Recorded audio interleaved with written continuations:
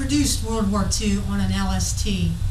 This program has been made possible by generous contributions from Covington AMVETS Post 66, AMVETS Post 66 Auxiliary, Pleasant Hill VFW Post 6557, VFW 6557 Men's Auxiliary, VFW 6557 Ladies Auxiliary, a contribution in memory of Roger J. Byrd, Army Air Corps, and John Byrd, Army Rangers, World War II, and Lance Corporal William D. Dreiling, U.S. Marine Corps.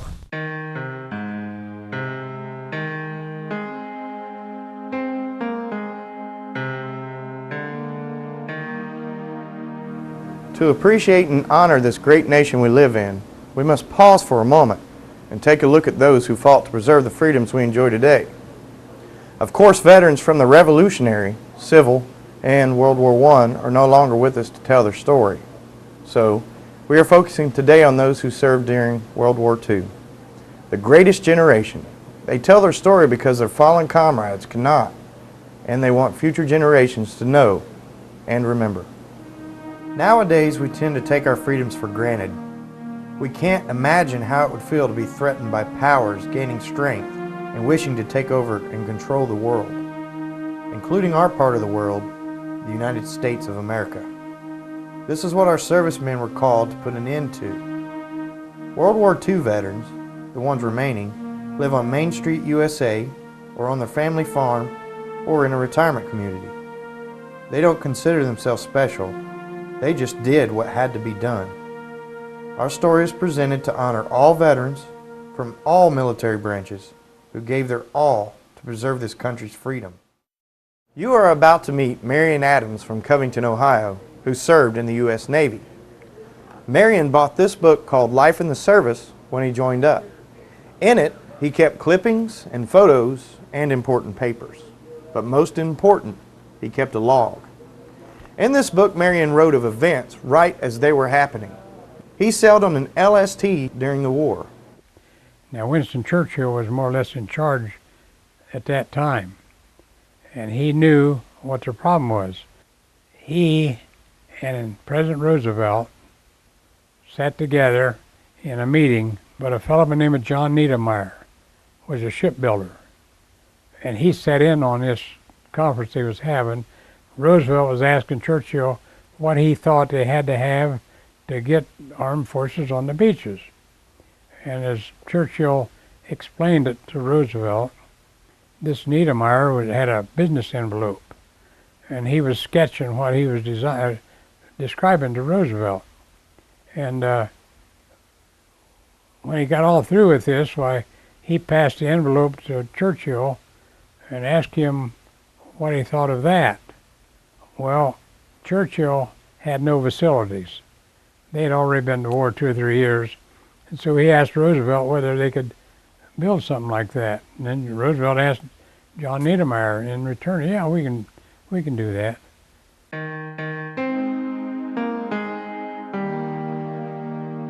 Lived in Ohio, was a farm boy, and I joined the Navy in May of 1942 when the Japanese went in there unannounced and bombed Pearl Harbor and had envoys sitting in Washington talking to Roosevelt about peace, and they knew all at the same time what they were doing in the background. That was the thing that got the people stirred. It really made them mad. And in my part, I thought, what I want to go to Europe for? We got to whoop the Japanese. Marion R. Adams joined the Navy right out of high school on May 8, 1942. There was no question that with this war being declared only a few months earlier, he would soon be drafted into the Army. His desire of having a dry bed at night and warm meals at mealtime brought him to choose the U.S. Navy. All he needed to do was wait to be called for naval training. Recruiting and training stations were overextended by enlisters, causing a 6-month waiting period. Being 18 years of age, Marion could be drafted by the Army without his parents' consent, but to volunteer for the Navy, he needed a signature from one parent. Now, his oldest brother, Dale, had joined the Navy earlier.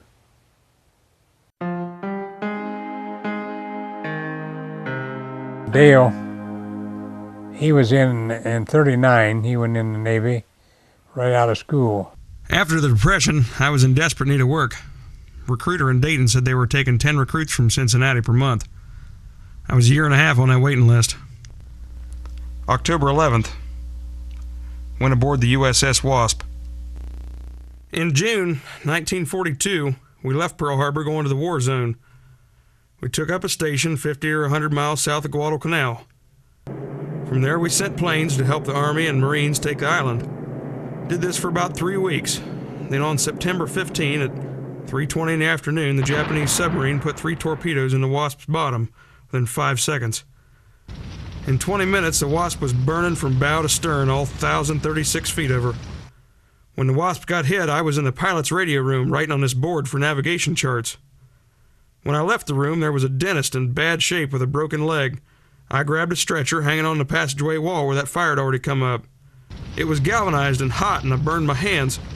So I kicked it out onto the flight deck, and some of the others grabbed the dentist, put some life jackets on him, and dropped him 65 feet off the catwalk. I helped a couple other guys that couldn't swim get down a fire hose. Then a massive explosion shook the ship, flipping and knocking the men off their feet. Rear Admiral Leonois was blown out onto the signal bridge, his clothes afire. Heroic efforts to save the ship were doomed, and at 3:20, the order to abandon ship was given. When I went into the water, I had on a Kapok life jacket. Soon got rid of the life jacket, for it wouldn't let me dive under when there was fire to get away from. The jacket was so hot it was about to catch fire anyway. When I seen fire coming, I'd dive under. Swam away from the ship as much as I could, but them 20-foot waves kept me with the ship. The ship was red hot below the waterline, and above, the steel was melting like soap suds.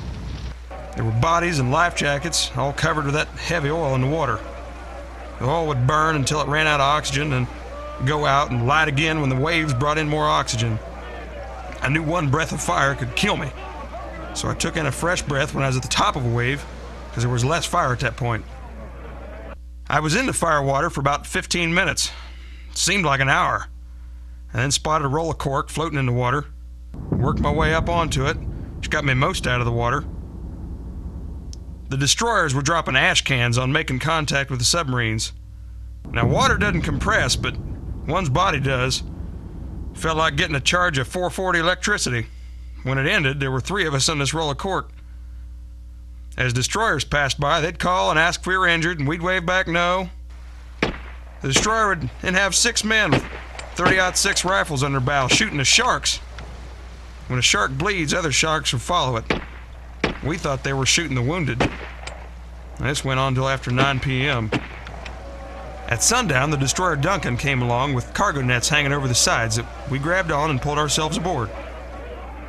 We had drifted about 15 to 20 miles from where that carrier was still burning. I had vomited up everything from my stomach when fighting my way through the fire, so when I landed on the Duncan, I was very hungry. The destroyer's crew had set out 2 crates of oranges, so I ate 2 oranges and they carried me over through the night. According to payroll on the ship, there were 5,002 men on board with only 292 survivors accounted for. That's the story of the short-lived aircraft carrier, USS Wasp, CV-7, Dale R. Adams. The morning of the 21st of October, my oldest brother came home, and they sent him home for a 30-day leave. And that morning, when he came in, was the morning I was going to leave for the Navy, and I needed my father's signature because of my age. And he said, well, no, he said, I won't sign your paper. No, because after all, this is the first he'd seen his son that came home for 2 years, and he was all bandaged up from burns. There was no other thing for that farm boy to do but wait to be drafted. Well, that time came about 30 days later. But after 9 days of work, I got a letter from my mother, and she said that this is your induction orders. Once he got his induction notice, he again went back to his father and explained his desire to go to Navy rather than Army. And I went and seen my dad again and told him, I said, I want to get in the Navy. If you don't sign my papers are going to draft me. So he signed my papers, and he said, I feel like I just signed your death warrant.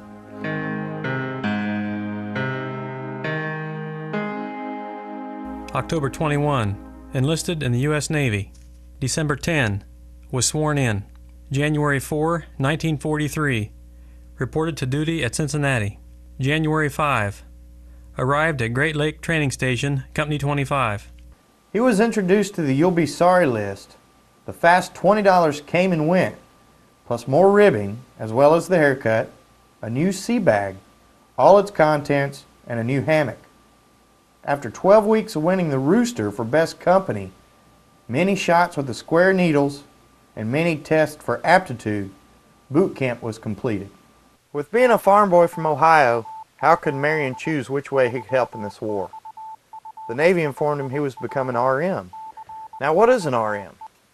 Well, after some rude questioning from some old salts, he found an RM was a radioman. He didn't know anything about radios, but the Navy has given him a chance to learn to be a radioman, so he'll do his best to become one. April 1, arrived in Evanston, Illinois, to the University of Northwestern for radio school, a 16-week course. Once at the university, the newcomers were informed that they had 16 weeks to accomplish the Morse code at 20 words per minute. August 2, graduated from Northwestern University. Received our sailing orders. I am to go to Little Creek, Virginia for amphibian training. This is supposed to be a month course. 8/23/43, Norfolk, Virginia. Good afternoon. So the straw is all baled. That being another job out of the way. There must have been lots of straw in that stack. You asked me about the different types of boats. Well, the LCI is landing craft infantry, and LCT is landing craft tanks. The LST is landing ship tanks. The LST is to carry bigger tanks that it lands itself. It also carries men, about 186 troops, or 10 50-ton tanks, or 30 light tanks. The LST is 328 feet long and 50 feet wide. It has a crew of only 57 men. In that crew, there are 3 radiomen. These boats are free from torpedoes, as a torpedo rides anywhere from 8 to 12 feet underwater. These boats only ride from 3 to 6 feet underwater. That is good. Ha! I have a 50-50 chance of going aboard either an LST or an LCI. These boats play an important part in all invasions. These are the boats that are depended upon. Yes, my work is as one of a radio man. It won't be long until I'll have my rating. It has to do with code as well as plain language. We go out on the fields with small sets and practice making landings. We have to have speed and accuracy as well as all other. Well, I'll close, hoping to hear from y'all again soon. As ever, Marion. Of the officers that were assigned to this nucleus crew, most all were ensigns fresh out of ROTC, or Reserve Officers Training Corps. Most all had 2 years or more of college, and only one officer, their captain, had ever been to sea. The crew never gave it more than a thought that these officers weren't aware of the hazards of the sea.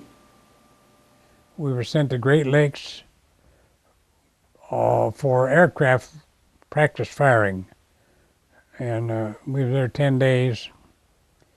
And we were supposed to shoot at the target, not at will. They said shoot at will. Well, a lot of them thought Will was a pilot of the plane. So they come back and said, no, you shoot at the target. The anti-aircraft training began on October 23rd and lasted for 6 long days. The instructor was a man of respect. He made sure you knew why you were getting his instructions. He made it as though they were in the midst of an air raid and his instructions were the only thing that was going to keep him alive. His pointers were well taken, and after returning from a weekend leave, they all moved aboard the LST 491.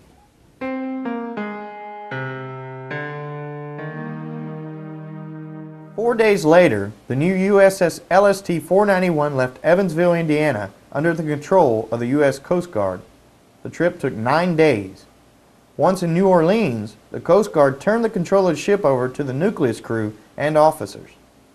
After docking at Algiers Naval Station, they were fitted out for sea and took on many more crew members to complete the ship's necessary crew. December 11. Took oath for mail clerk of LST 491. It'd take me maybe an hour to sort the mail. I had little pigeonholes for each fellow, And when they'd come down, I could just get their meal and give it to them, you know. And we went to New Orleans, and the ship was fitted out with guns, and ammunition, and whatever else it had to have to go overseas.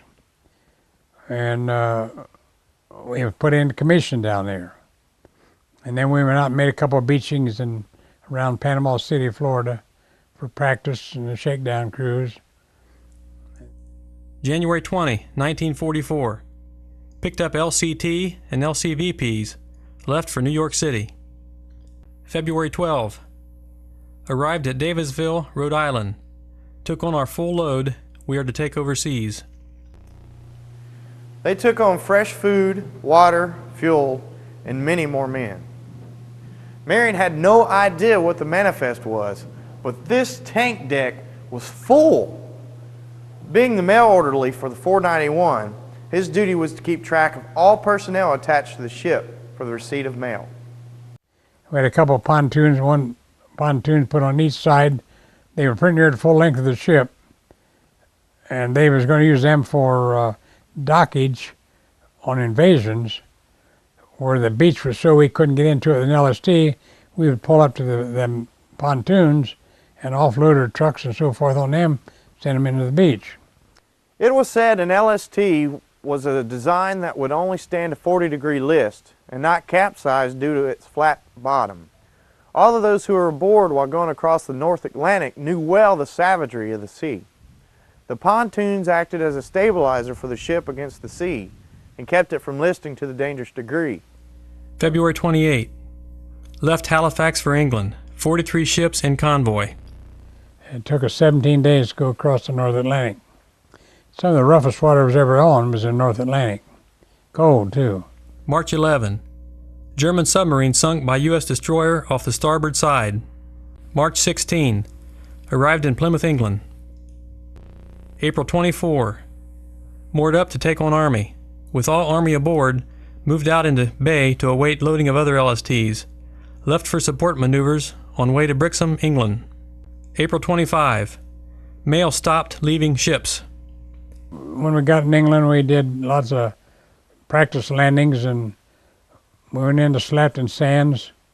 That was the most invaded beach in the world, because all the troops that came from the United States went to England. They had to practice landing, and we put them on LSTs and go to Slapton Sands, and they'd make like they was landing in Normandy. The sand in Slapton Sands or the beach was just like the beaches there was in Normandy. That's the reason they used those beaches. When leaving the beach on the morning of April 29th, they observed commotion at or near the beaching area. Inquiries were made as to the happenings, and they were told that the LST-289 was struck by a torpedo from a German E-boat and was badly damaged, adding that 7 men were killed. Marion had never heard anything more, nor was it talked about again until April 1984. On a Sunday evening, he was watching 60 Minutes on CBS, and the episode sounded like what happened when his ship was at Slapton Sands. He ran and got the logbook, and there it was, just as it was being described on the television. The big difference was the number of Army and Navy personnel lost that night.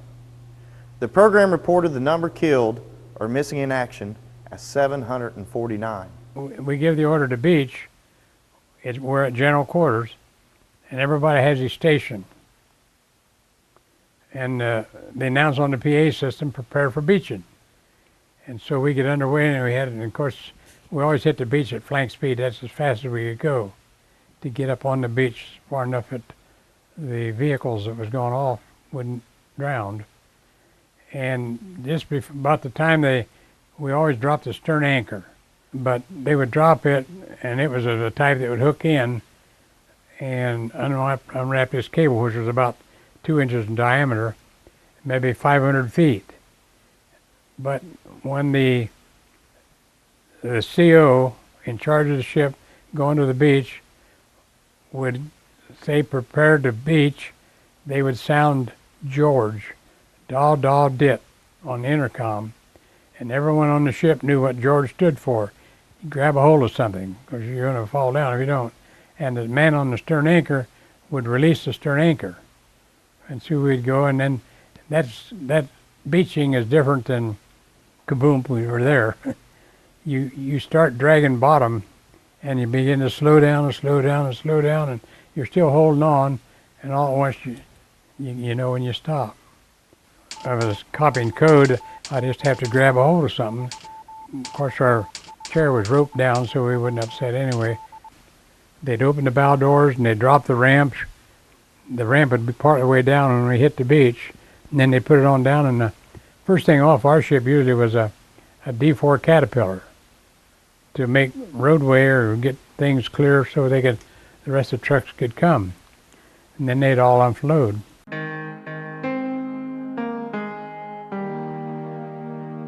For almost 3 years of the war, every single item that reached the American forces in China got there by air. Bulldozers and typewriters, toilet paper and gasoline, shoes, rifles, and medicines were airlifted to China in one of the most hazardous and difficult flying missions ever attempted. Melvin Adams flew the Himalaya mountains called the Hump as a radio operator and mechanic for the Army Air Force. It was a 500-mile run above some of the worst terrain and in some of the worst weather in the world. The most important aircraft on the Hump route was the Curtiss C-46 Commando and also the Douglas C-47. They sent me over to India to fly supplies from India over into China because they didn't have any route to get into China. They had to go over the mountains. Yeah, they went to the bases in China to supply the Chinese soldiers. We didn't have too many ground troops over there, but we supplied Chiang Kai-shek's troops so they could fight the Japs. They had taken the Lido and the Burma Road, so we had to fly supplies over that until they got the Japanese run out of there. When I first got over there, before we got out of India, you could look down at the ground at night, see ground fire. That was where they was fighting what Chinese got pushed into India and the Indians from India. About half of our supplies were gas. We hauled bombs, we hauled engines, we hauled tennis shoes. When I got down to Tezgon, Kermatola, the Chinese didn't have any shoes. They just had them mats that their sandals they had on their feet. One trip we had was a whole load of tennis shoes, clear stacked full on C-54. Had to get in the front end of it because you couldn't go from the front to the back because it had all stacked full. And hauled bombs, hauled mortar shells. They hauled some mules, and another base hauled mules in C-46s over so they had the pack mules into China. May 25. This is the last entry to be made before the invasion. Sea bags are leaving the ship this morning. I'm storing this book in my sea bag. All personal items, such as sea bags, personal effects, and other items not needed were removed to be sent to next of kin in case you were killed in the upcoming operation. June 24. Recopying events from scraps of paper I jotted information down on. May 31st. Ship was sealed. When they seal a ship, no one's allowed off or no one's allowed on. So the secrecy of the whole thing could be kept for the invasion. And we went to Brixham, England. We loaded our invasion attack group, which consisted of everything of an Army unit. June 2nd. In Brixham, it was hard to load soldiers at 3 o'clock in the morning. Church services were held on the forecastle. After church, the ship's control held a meeting in the wheelhouse and was given the lowdown. D-Day was to be on June 4th at 0700. Naval bombardment was to begin at 0000, and paratroops to land at 0400. Then the assault troops were to hit the beach at 0700. We were to leave Brixham and head across the channel at 0800. The orders were changed, the reason not yet known. June 3rd, the weather was bad, windy and raining. LST 491 was sitting behind breakwater and was to get underway next morning, but the orders were changed. The weather was the reason for the postponement. June 4th. Sat in the bay at Brixham, waiting and waiting.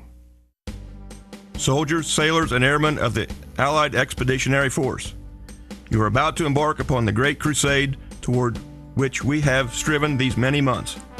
The eyes of the world are upon you. The hopes and prayers of liberty-loving people everywhere march with you.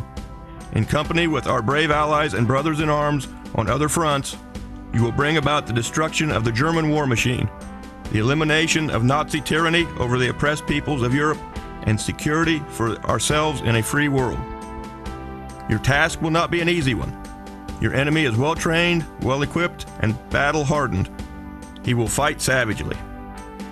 But this is the year 1944. Much has happened since the Nazi triumphs of 1940-41. The United Nations have inflicted upon the Germans great defeats in open battle, man to man. Our air offensive has seriously reduced their strength in the air and their capacity to wage war on the ground. Our home fronts have given us an overwhelming superiority in weapons and munitions of war, and placed at our disposal great reserves of trained fighting men. The tide has turned. The free men of the world are marching together to victory. I have full confidence in your courage, devotion to duty, and skill in battle. We will accept nothing less than full victory. Good luck, and let us all beseech the blessing of Almighty God upon this great and noble undertaking. Dwight D. Eisenhower.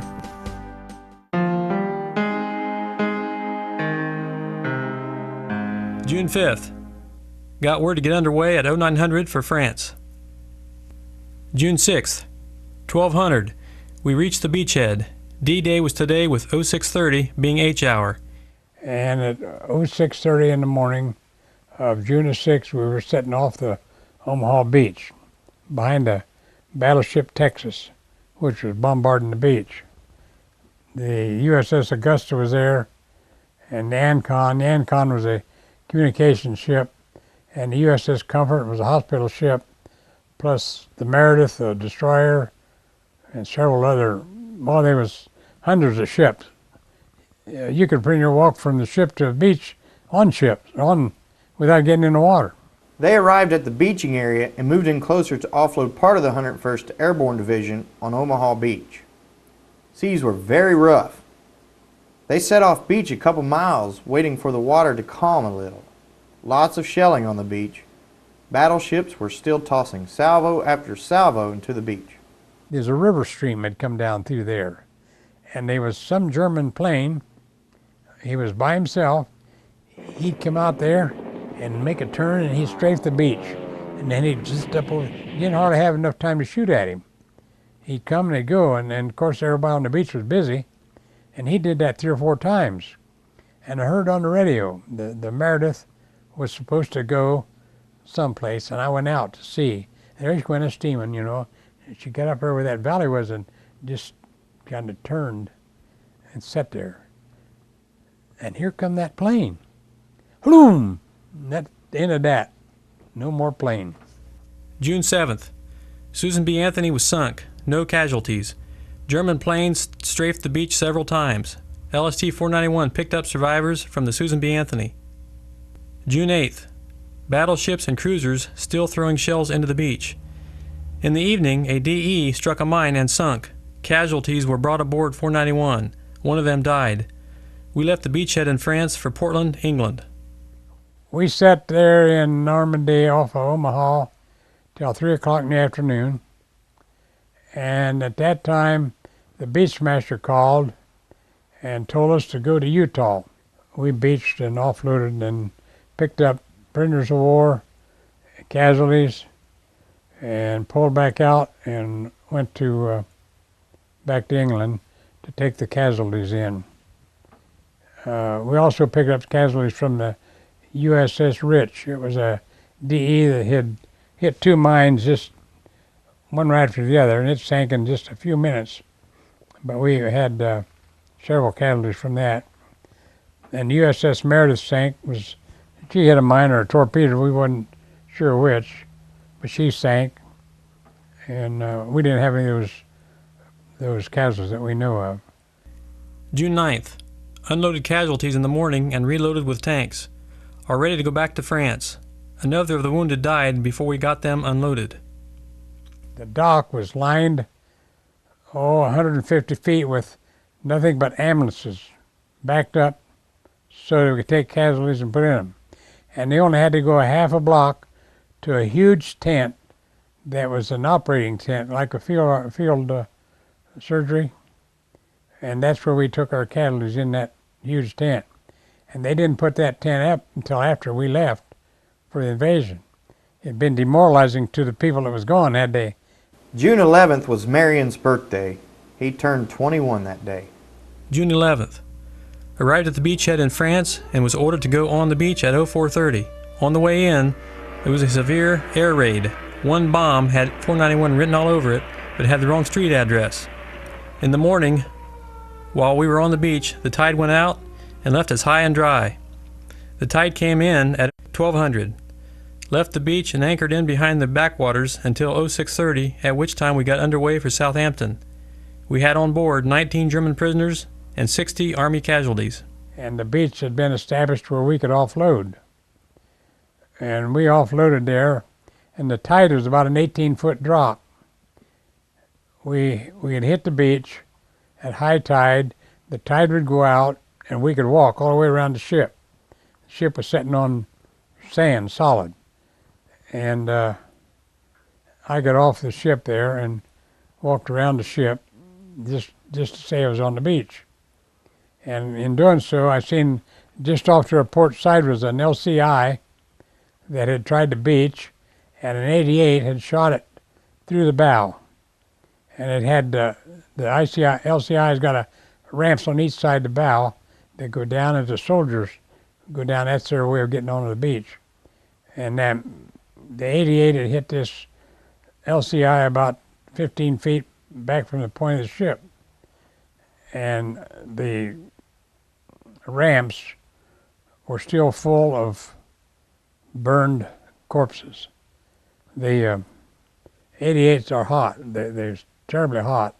They went right through the ship. But they hadn't got around to tidy that up any at all. But they did tidy up the beaches. They had all the corpses wrapped in blankets, army blankets, and they had stakes driven in the ground, and they had them ricked in their army blankets, maybe 50 feet long, 3 or 4 feet high, and they were safe. That was on the outside of the seawall, toward the sea. Well, they couldn't do anything more than that at the time, but while I was there, they had a bulldozer on the other side of the seawall, and they scraped out a trench, and I presumed they were going to temporarily bury those corpses in that. And then when we went back in 1984, Fern and I was over there then, and we found that they had made this cemetery up above Omaha Beach, and that's where they exhumed these bodies in and took them up there and give them a decent burial. June 13th. Picked up a load of limeys and tanks, got on the way for France. Up to date, we have hit a different beach every time there. June 15th. Shoved off for Tilbury, England, near London. Went through the Straits of Dover. This was the first night the Germans used radio-controlled bombs over England. I seen 3 of them shot down that night. We were within 18 miles of Germany at Dover. June 16th. Loaded up with more limey stuff and ready to leave for France. En route to Gold Beach, Marion observed the British soldiers, or the limeys, rooting through the garbage cans located on the fantail of the 491. These soldiers were hungry and obviously searching for food. It seems terrible to send a hungry soldier onto a hostile beach. The battleship Texas, I was watching it one morning, and there was an 88 that would bounce up off above the cliff here at Omaha, and they would fire right down on the beach, just blew it. That's probably what got that LCI. And the Texas sitting out there, and I seen her roll her guns around and blew it right where that 88 fired from. It parted the whole earth there, and that ended that. June 18th. Arrived in France, went to the beach, and on the way, we hit the stern anchor of LST 198. Reason was due to laying a smoke screen, and we were unable to see the ship already beached. This all took place during a strafing by enemy planes on the beach. By hitting the stern anchor, we received 4 large holes in the bottom of 491. All the pumps were put to work and the water was kept out. June 19th. Retracted from the beach, made temporary patching of the bottom and headed back for England to dry dock. The ship fitters welded that anchor into the bottom of the 491 and then cut the cable so when the tide came back in, they could retract from the beach. But what we didn't know at that time was there was another storm coming, and on the night of the 19th, they had a storm there on the beach. It was one of the worst that they had seen. It was much worse than the one that delayed the invasion one day from the 5th to the 6th.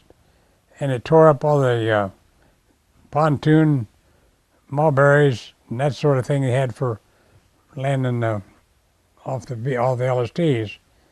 6 July 1944. Hello there, everyone. Well, how is everyone back that way? Hope in the very best of health and spirits. The mail has been coming a little better than had been for some time. It only takes airmail about 7 or 8 days to get here. It takes V-mail about 12. I guess the V-mail is more sure of reaching me, but even at that, the airmail doesn't have time to get lost. So you have the hay all made now. Glad to hear it. And I expect the wheat is all in shocks by now. Would have liked to have been there to give a hand. How's it going to turn out? Is there much combining to get done? I don't suppose there is a lot of threshing either. I haven't heard from Dale yet. Guess the Japs are keeping him sort of busy, and as for Melvin, I guess he is somewhere he can't write. I'll be hearing from the both of them soon, I hope. Haven't heard from Nick lately. What has he been doing? Working himself to death? Ask him if he still thinks he will win that $5 hat. Ha! And ask him if he thinks the coast of France is too well fortified to make a beaching. I can remember him saying something about us not being able to go into France. Tell him the amphibious forces is just a little tougher than he might have thought they were. Matter of fact, they are a little tougher than I thought they were. I'll sign off and hope to hear from you again soon. I know you are very busy right at this time of the year, so I won't expect to hear too often from home. It sure seemed funny to be celebrating the 4th of July in the country that we got our independence from. They don't celebrate it over here. We did, though. Had a very good dinner. Don't work too hard. So long for now. As ever, Marion. Everything was rationed, gas, and sugar, and flour. And we was fortunate living on a farm because we had them hogs, had the milk, and had the chickens, and the eggs. So we ate good as far as I'm concerned. The way I was concerned, we didn't feel like we was being left out. 9 July 1944. Wales, somewhere in England. Hello, everyone. Say, did you save any of those newspapers that were printed on June 6th? I would like to see a couple of them when I get home. I have been wondering just how they looked. I've heard lots of stories about how D-Day was taken in the States and was wondering how true it all was. There wasn't much difference in England. I don't see why there should have been. They weren't doing quite so much as the Americans were. At least it didn't look that way to me.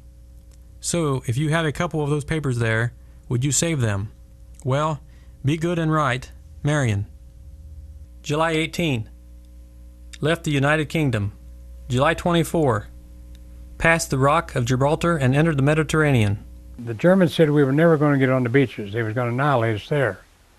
But they didn't have any idea what these LSTs were used for.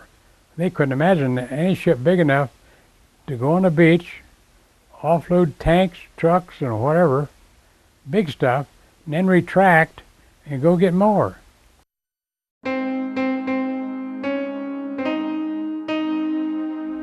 August 10.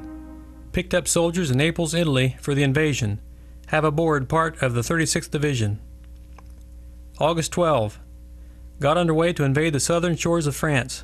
We have aboard the assault troops to make the first wave.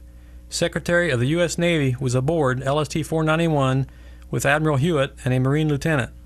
When I first saw him, I thought he was a war correspondent. August 13. We were told D-Day was the 15th of August. H hour is 0800. August 15. Arrived at assault area at 0430. Lowered small boats at 0500.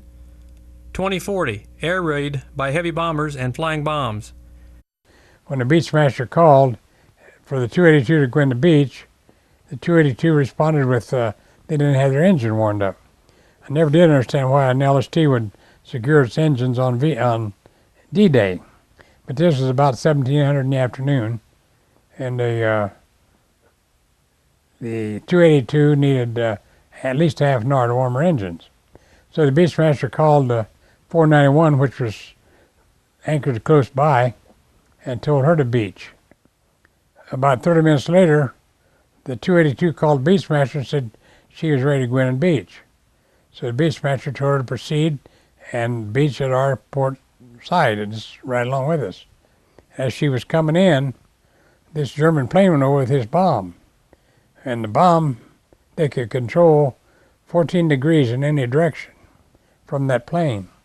And it hit the 282 just ahead of the conning tower.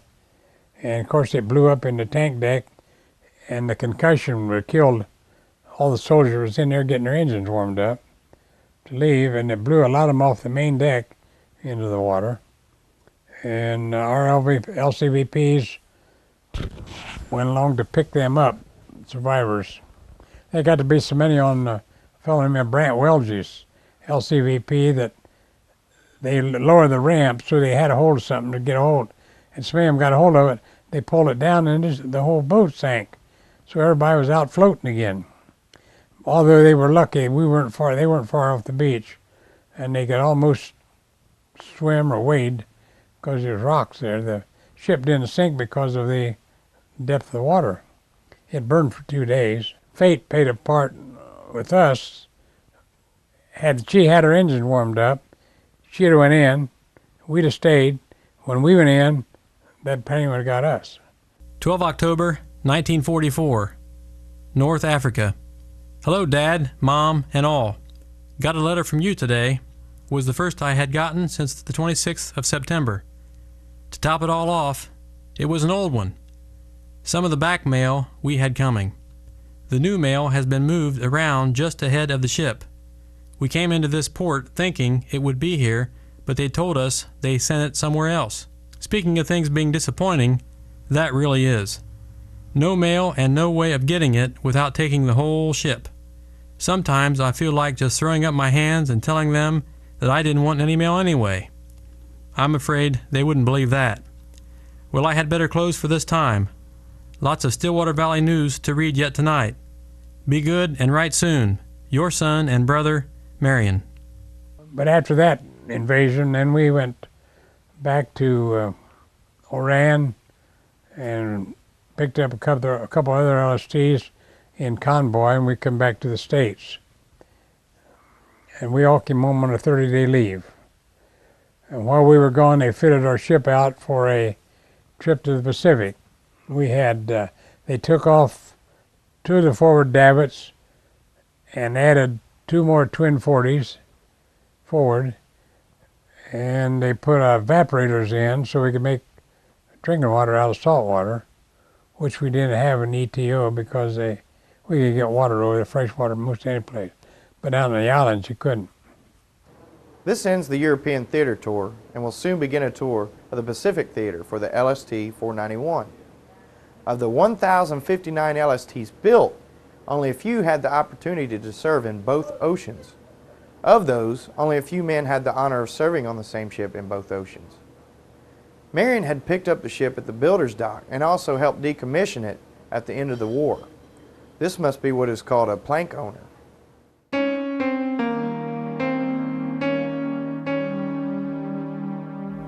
12 April. Received first news of the death of President Roosevelt, FD. Word was received by shortwave only 1 hour and a few minutes after his death. I was about halfway between the States and the Marshall Islands. The President's last words were, "I have a terrific headache." He lost consciousness, never to regain it. April 12, 1945, from Secretary of Navy.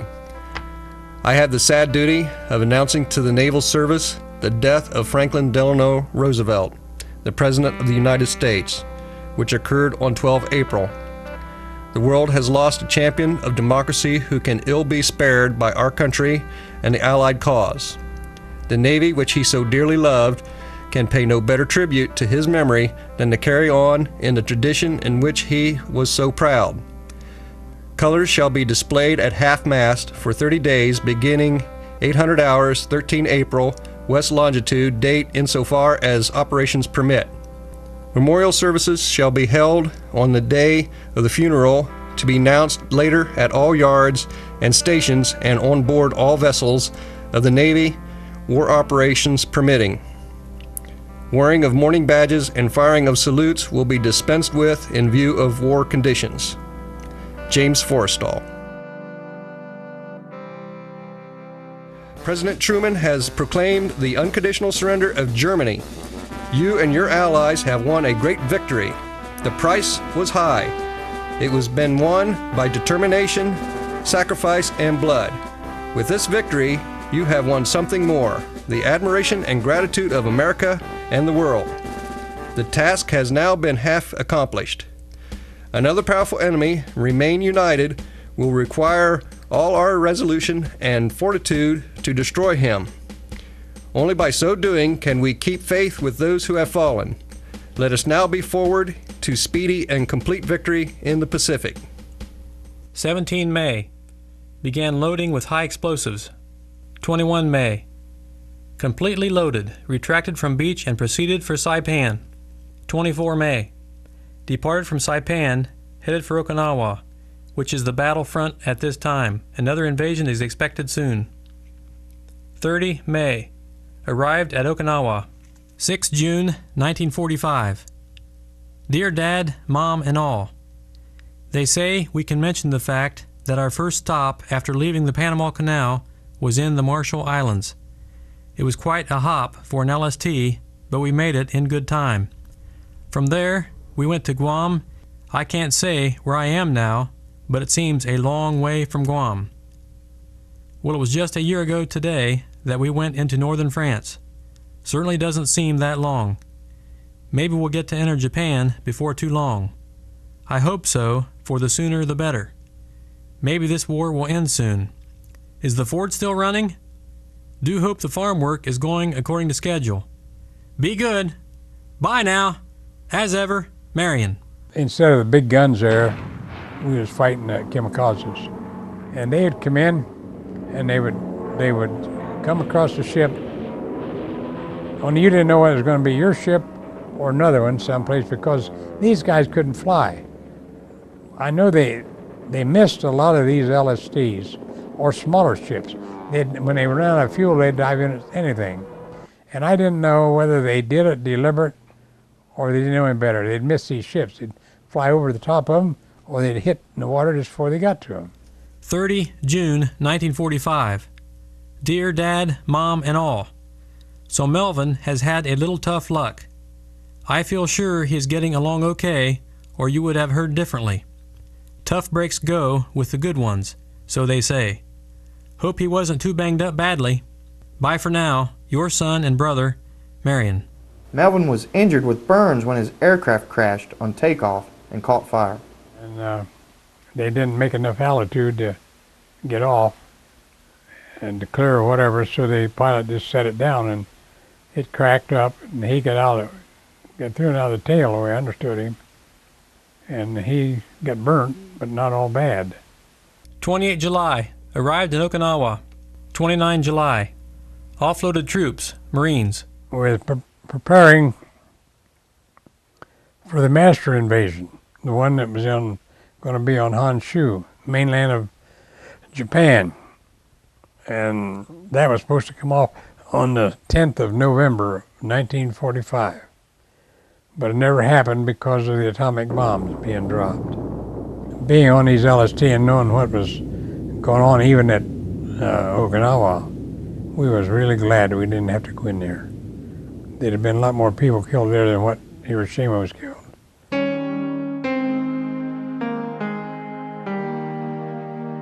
11 August, 1330 arrived in Saipan. 12 August, Japan surrendered. Received word that the peace agreement was signed at 1302. Whistles and horns blew throughout the Saipan harbor. October 18, 1945. Yokohama, Tokyo Bay. Hello, Dad, Mom, and all. Did Dale get home yet? What about Melvin? Is he still in India somewhere? How does it feel to live in a world free of war? Well, they have done away with censoring. It didn't take long after the war ended to get started on reconversion. None of the message headings are encoded any longer, so we don't have to bother about decoding them, as well as encoding. Most of the messages come in plain language, and that helps a lot. The uniform for liberty here in Japan is dress blues, and it has to be just so or no liberty. They say this is to show the superiorities of the American Navy. This is the first time I have wore my uniform since I left the States. We usually went on liberty in dungarees. What is going on at home? According to the time of year, the corn is probably all cut and in shocks and the wheat in the ground. I wouldn't be a bit surprised if Dale were busy painting. How about it? I probably won't know the place when I get home. I hope this finds all of you as well as it leaves me. Right. As ever, Marion. Marion's ship, the USS LST 491, was decommissioned on January 12, 1946 in Yokohama Harbor. The ship was to be turned over to the Japs. They in turn were going to use it to bring their bypassed troops, those that were still hiding out in some of the islands, back to their homeland. And then I got on the USS Thetis Bay, an aircraft carrier converted, and came back to the States. Marion's Navy career ended at the place of beginning, the Great Lakes Naval Training Center, on February 2nd, 1946. When I first got out of the service, the thing I had the biggest desire to do was forget where I was, what I did, and why. There was two reasons. They wouldn't understand what I was talking about, and it was just interesting to them, I thought. And the other thing was, chances are they wouldn't believe anything I told them anyhow, because they didn't think it would be possible for that kind of thing to go on.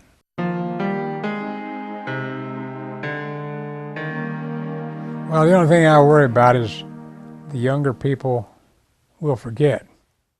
The VFWs and AMVETs ask someone to speak at the Memorial Day at the cemetery every year, and they asked Dad to speak, and I think he was hesitant, but then he said he would do it, and he wrote up a speech. And I just remember him saying in his speech, when we all stood up there that day, how they don't carry the Constitution into battle, they carry the flag.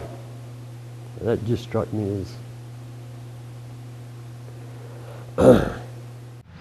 And now, the Memorial Day address by Mr. Marion Adams. Good afternoon. I'm a veteran of World War II. I was lucky. I returned to the freedom America offers. I have been given the honor of speaking to you this afternoon. My subjects being what the American flag means to me. The purpose of this day, Memorial Day, and the cost of the freedom we are living in today. Once a person has wore an American military uniform and spend time in a war zone, as I have, the American flag takes on a whole new appearance. It is believed that all military personnel were fighting a war for the United States government. Anyway, this might have been true. What did we have as an insignia which was in common with every branch of service? Yes, it was the American flag. Once you were overseas, the importance of this flag became a total inspiration of every serviceman. You were proud to be representing it. This American flag, displaying its stars and stripes, was a display of what everything American stood for. When gains were made on the battlefields, the American flag was present to indicate the Americans were there. One instance of this was the flag raising of Mount Siribaki on Iwo Jima. The group of servicemen who raised the flag on Mount Sarabaki did not have a copy of the United States Constitution to raise instead of the American flag. Once the American flag was raised to wave in the wind, it was understood that what it signified. It alone gave total encouragement to the American men. Due to the publication given to the raising of the American flag on Mount Suribachi, it would seem that the flag raising on Iwo Jima was the only time an American flag was raised over our battlefield. Let it be clear that the American flag was raised on Guam. It was raised on Saipan. It was raised on Tinian. It was raised on Okinawa, only to name a few battlefields on which it was raised. Many GIs wore American flags on their shoulders as a part of their uniform. It was raised on the Normandy beaches on 6 June 1944. Every ship of the United States Navy flew the American flag. My ship flew an American flag. My feeling toward the American flag was so strong that I asked the captain of my ship, the USS LST 491, if I could have the flag that flew from the yardarm of my ship during the Normandy landings on 6 June 1944.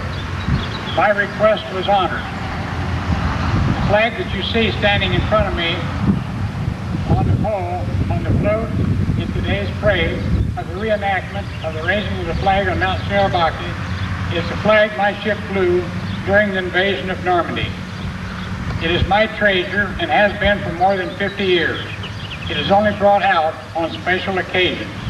Some soldiers carried Bibles and were of various religions. Each soldier had his choice of religion. They knew as the war continued, when the war was won, they would be free to worship as they pleased. Once these servicemen were back home, most never again took the American flag for granted. The flag should be shown respect. After all, 652,224 Americans gave their lives defending it from 1776 through the Gulf War of 1991. And this is what the Memorial Day is all about. We are not here for the purpose of honoring those who serve, but in remembrance of those who gave their lives and lost the opportunity to enjoy the joys of life as we, the returned veterans, have enjoyed. We as veterans offered ourselves and were at the disposition of whatever was asked of us. We were spared and returned to our homes. We gave only a short part of our lifetime to help preserve the lifestyle our flag represents. Therefore, we returning veterans have lived and enjoyed the freedom won by those who gave their lives. Yes, I was present at the Normandy beaches on 6 June 1944. I did see the devastation of the battles at the water's edges. I felt the tremendous fears that any soldier felt. We never asked ourselves what we were doing there. We knew we were there to protect our flag that represented the land of the free, America. What we, the living, are burdened with is to make sure it wasn't all in vain.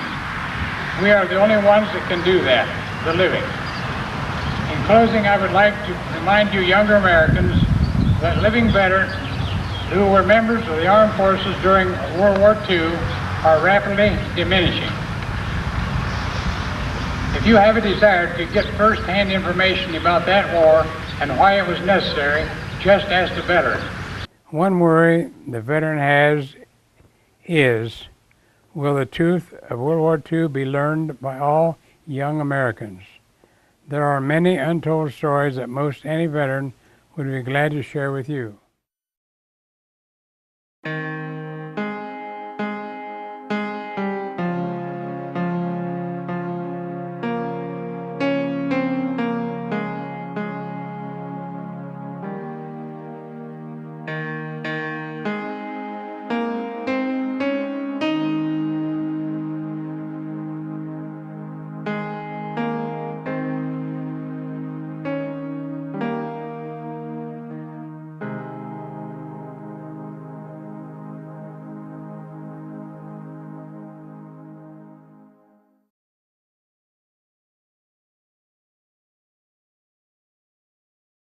went to radio school. I was chosen to go to Northwestern, and the Navy had taken that over. And I lived in Lund Hall, which was the 4th floor, new elevators. And Swift Hall was the main office down front, but it all changed now. Anyway, when we started school, we had partially military instructors and partially civilian instructors. And civilian instructors taught us about procedure. And also we had a civilian instructor that taught us about how to type. I never took typing in school. We had to learn to type 40 words a minute, and we had to learn to take 21 code words a minute. And along with this typing and the code, we had to take procedure. Now, procedure had to do with how to address a coded message to an addressee. And you had to explain to the addressee how many words was in the letter, and this was all coded in 5-letter code groups. But to get back, before we knew anything about the code groups, we had to go back to the beginning, and we learned, the first letter I learned to be in a code was letter C, da dit, and you had to learn the rhythm of that, da dit, in a tone that when you heard that tone, you knew what the letter was. And in typing, we learned to type to music on account of the study rhythm they had in it, and it worked out real good. And it got to, after a couple, 2 or 3 years in the code bit, if the letter Q had come over the earphones, your finger would fly and hit that key. You couldn't stop it. It just automatically was that way. And I could, at the time I finished code, or schooling, or not schooling, but my time in the Navy, I could talk to someone, take code, and type it all the same time, because it became automatic. But I know in school, we were in a big room. We had a divider between each person on a typewriter, and we had a public address system that was in the earphones. Everything was done through earphones, so you become accustomed to receiving through the earphones. And we had a rhythm on the typewriter, and what they do, they would teach you each letter, so many letters one day in code, and then you would learn to type that word on the typewriter with the learning of it. It all was in conjunction with one another. And I got up to 10 words a minute on Morse code, and 2 or 3 days or weeks, maybe a week went by, I couldn't get over 10 words a minute. And the director, the instructor, come along, and he knew I was having this trouble, so he reached in his coat pocket, he was a civilian, took out a pack of dentine gum, and he unwrapped it, and he said, "Here, you try that." So I started chewing gum, and boy, I just jumped from there right up to 14 words a minute in code. And the typing went good, and I got up to 21, and I got up to 40 words a minute, and learned the procedure.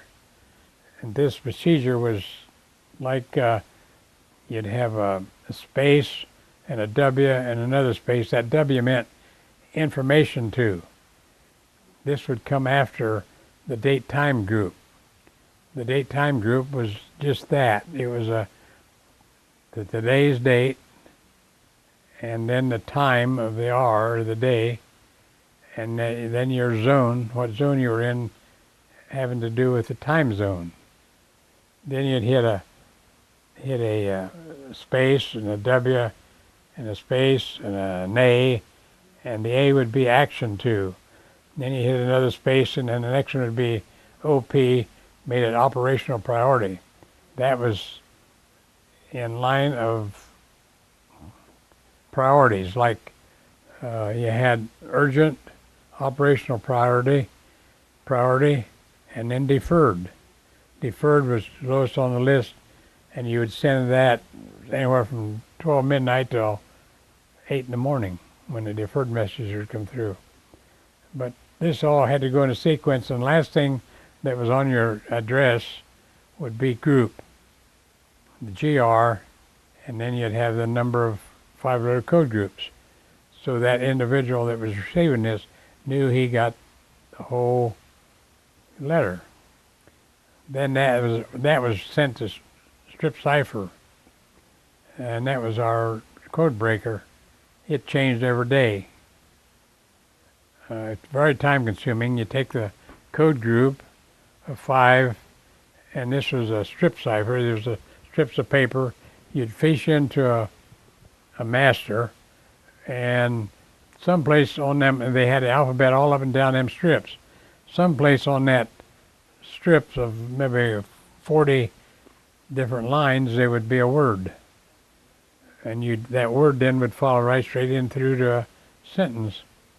And that's what your message was. But tomorrow that wouldn't work. You had to have a different strip number up on the top. Very time consuming, but it was sound. It was something that somebody couldn't break.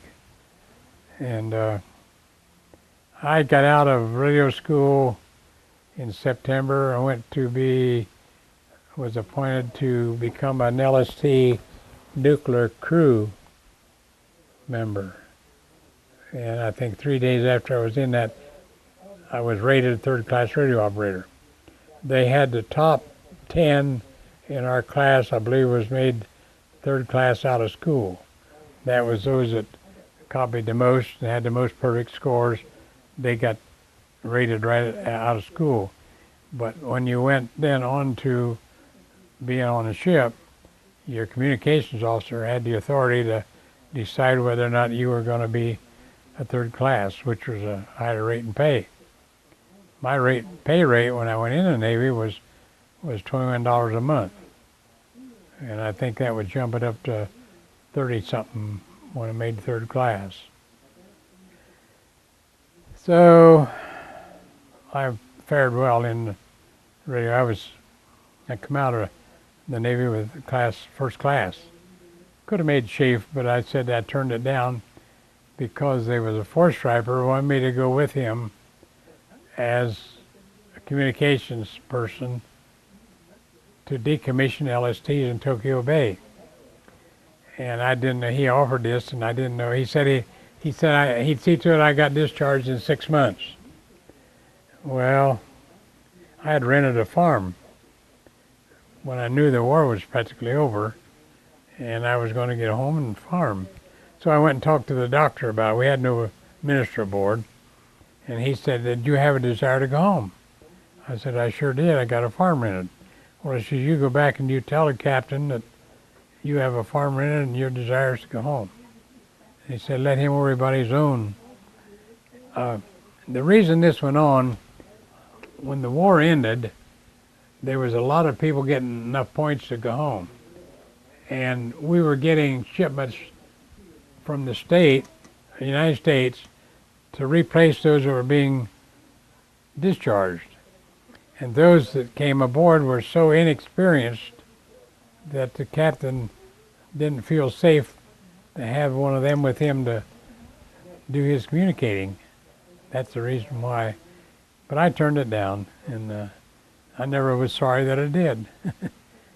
I'd had to bought all my own clothes out of my pocket, and it just put more authority or just more duty on me.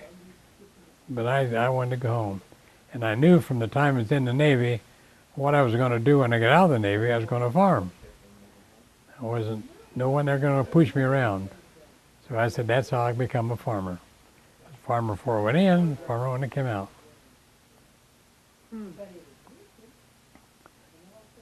Now they don't use Morse code at all in the Navy. They got all this newfangled communication systems where it's around the world in a split second.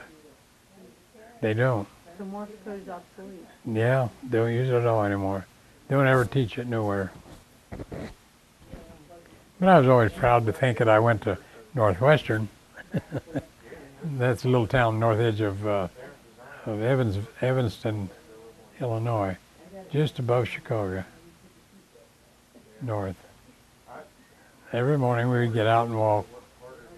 There used to be a fellow named Hard Cadle, a preacher at the Cable Tabernacle in Evanston, Illinois.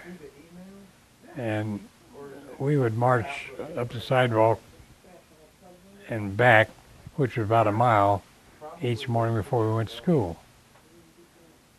Of course, we had what they called a cinder patch. It was all cinders, no blacktop, concrete, or anything. It was just cinders. That's where we fell in the mornings for muster. I've been out there since, and it's changed somewhat.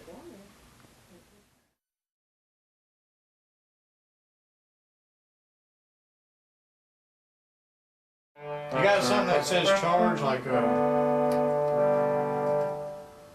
what's the Battle Hymn of the Republic? The battle hymn, yeah, that's what I'm trying to get here, but I don't know what my setup is in there. You know, it has. Okay, now I got to put in trumpet. Whoops. Well, the dead one is down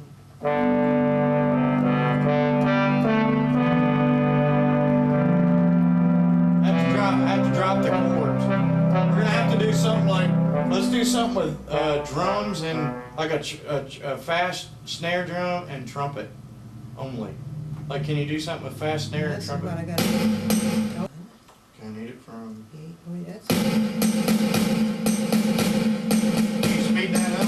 Yeah, I get it. Yeah. Yeah. Yeah.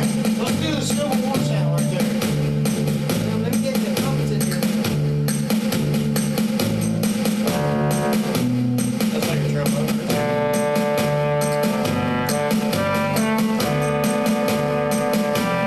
No trumpet. Yeah, there we go. That's cool there. Can you do that? Can you go ahead and get the drum beat going? June 4th, Saturday at Brixham, waiting and waiting. Now. Soldiers, sailors, and airmen of the Allied Expeditionary Force. You are about to embark upon the great crusade toward which we have striven these many months. The eyes of the world are upon you. The hopes and prayers of liberty-loving people everywhere march with you. In company with our brave allies and running in arms on other fronts, we bring about the destruction of the German war machine, the elimination of Nazi tyranny over the oppressed peoples of Europe, and security for ourselves in a free world. Your task will not be an easy one. Your enemy is well trained, well equipped, and battle hardened. You will fight savagely. But this is the year 1944. Much has happened since the Nazi triumphs in 1940-41. The United Nations have inflicted upon the Germans great defeats in open battle, man to man. Our air offensive has seriously reduced their strength in the air and their capacity to wage war on the ground. Our home front has given us an overwhelming superiority in weapons and munitions of war, and placed at our disposal great reserves of trained fighting men. The tide has turned. The free men of the world are marching together to victory. I have full confidence in your courage. All whole notes, just chords. Yeah, stuff like that. Real slow changes. You know, I don't real slow. Just, and the speakers are too loud. Can't do good music. Nowadays, we tend to take our freedoms for granted. We can't imagine how it would feel to be threatened by that right there. We're recording. And wishing to take over. My original idea was that I wanted people to know that the veterans weren't out there somewhere. They were right next door, your neighbors. So I had it titled World War II Heroes Amongst Us. And I was going to interview two veterans from different armed services. I had met this man from Greenville, and he was in the Army Engineer Special Brigade. He had been in 4 different invasions and the Battle of the Bulge. And I needed someone else to interview with him from a different armed services. So I remembered my uncle. Hey, he had been in the Navy, and he had been at Normandy, just like this Tom Doris from Greenville. So I set up this interview with the two of them, and by circumstances beyond his control, Tom Doris was not able to come to the interview. So I went ahead and interviewed Marion, and he told his story, and after the interview was over, he brings me out to the table, and here he's got letters and this logbook that he kept during the whole time he was in the service. And so my story changed from World War II heroes amongst us to Home of the Brave, World War II on an LST, and it told mostly of Marion's experiences plus his brothers, Dale and Melvin. The reason for my title, Home of the Brave, was that I had decided that when Francis Scott Key wrote the last 4 words in our national anthem, he had to be talking about veterans from any armed conflict. And so that definitely had to be a part of my video. And so thus Home of the Brave. And World War II on an LST just told what war we're talking about and what ship we're talking about. And it ended up, my story commemorates that ship because it's obsolete now and was designed specifically for invasions in World War II. And Marion gives a great story about this ship and the life of this ship. I produced Home of the Brave, World War II on an LST. This program was made possible by... I had to refilm the contribution segment of this film because in December we were getting right close to the end of editing. The movie was scheduled to be released in May, and I was reading the newspaper and I read where a movie had just been released about the American soldiers in Iraq coming home, and the title of that movie was Home of the Brave. And I'm going, oh no, somebody else had the same idea as I, but they got there first. I was very discouraged, and because the last scene of my video had everything to do with Home of the Brave, and it was the heart and soul of the film. But I removed the title and used my subtitle as for the title. I want to mention my partner in crime, I call him, Tim Robertson. He was the first one that I approached about doing this video because without his knowledge and expertise in film and editing and electronics and sound, there was no way I could have done this. And Tim took my ideas and made them happen. And he is such a talented, he's got God-given gifts. And did I mention he could even sing?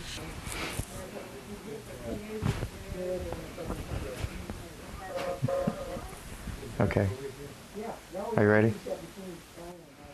Hi, I'm Tim Robertson. I'm a third generation from Marion Adams. I'm actually his grandson. And it's been kind of exciting doing this whole film. I know when Diane started the film, we were going to do somebody that wasn't part of the family. Our family is very, very involved, especially into World War II, but of a lot of the wars in the past. And when she came up with the idea, she asked me, and we knew it was going to be a lot of time. Now that we're a year later into it, we didn't figure it'd be that long. We did try to rush it. I think it worked out for the best because we figured out so much information that would have been lost had we not taken the time.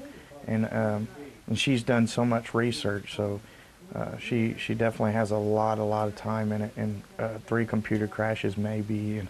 But anyway, she learned a lot of things doing the film, and I know I'm talking about her, but she was, she was 99% of what you're seeing. A lot of veterans, it takes years and years before they'll talk about anything that was, to us, that would seem interesting. just because some of the things they want to forget. So when they start talking about them, you try to grasp onto that so you can get the real feeling of what guys go through in a conflict or a war, such as World War II, when your friends are, dying right beside you. We need to not forget them, and that's what this whole film is about. So you guys, when you're watching this, remember that, because that's the only thing we could think the whole time we were making it. No, I'm not going to give my name. Never? No, it'll be at the end. People can find out then. You should say her name. Steven Spielberg didn't. Yeah, he does. That's because everybody knows who he is. I don't care if they know who I am. Okay. My original, I want to do this kind of sideways. Check that out to see how, I don't want to talk, that's the only time I want to talk straight into the camera. Is that too much sideways, Tim? I don't know, you want to, not really. More like that?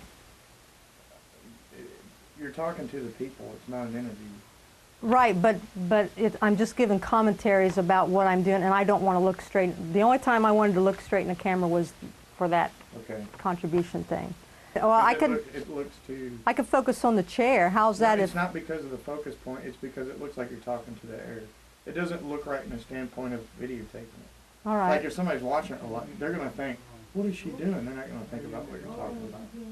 Okay. In my opinion. So what is it you want me to do?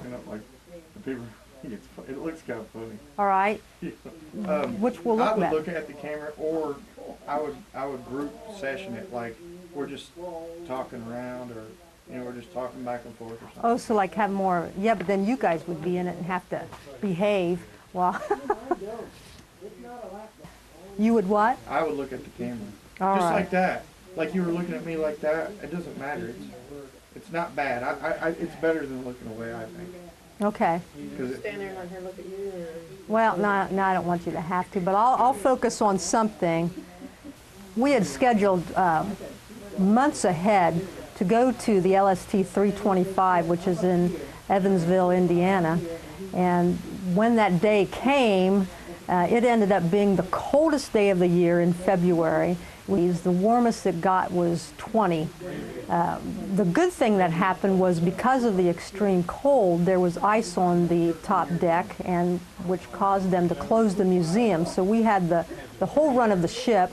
And Uncle Kenny has been a big help in helping us get this. And he was able to get us on the ship for a day, and they were more than happy to. It was really nice because you didn't go there. Everybody asked what we needed, and they were real helpful, and we appreciate Uncle Kenny doing that. So I know now that he actually is a board member on the LST, and I'd say congratulations to that. And he does know a lot about the ship, and if you ever take a tour, and you could take the Kenny Adams tour on the LST, you'll hear a lot of things that a lot of people don't get to hear. I got a little train track here, and I got received You want to play tic-tac-toe? Action.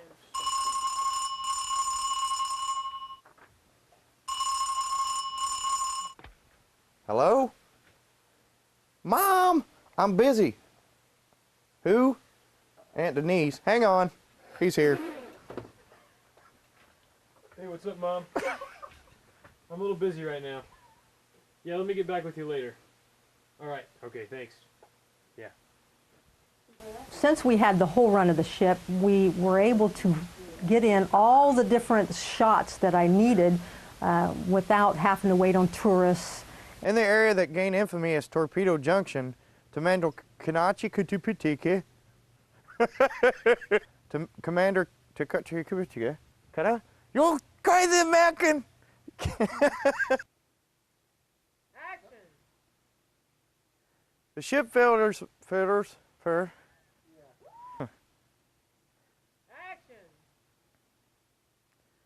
The ship fitters welded the anchor in the bottom of the 491, cut the, and, Go ahead and read through it, Tim. okay, and cut the code, but Action. Action.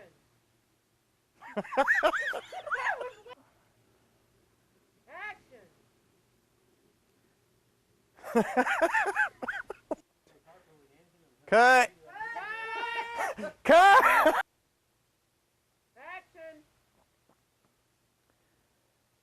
Action! And the crew that went with me was excellent. They were, even though everybody was freezing, they were all in real good spirits, get along real well. Michael Adams was one of the sailors that you see on the film. His pants, his Navy pants, got ripped in the back end, so we had to be real careful on some of the scenes that you wouldn't be able to see these ripped pants, but Michael went ahead with it and shot the scenes, and we had a great time. At the mouth of the Mississippi River, the Gulf was rough and everyone lost their delightful dinner. Landlubbers became Sally seamen. What? Salty. Became salty. Oh, it looked like Sally. Action! At the mouth of the Mississippi River, the Gulf was rough and everyone lost their delightful dinner. Landlubbers became salty seamen in a hurry. Many sailors weren't sure they wanted to be sailors. I said, sir, that ain't gonna work.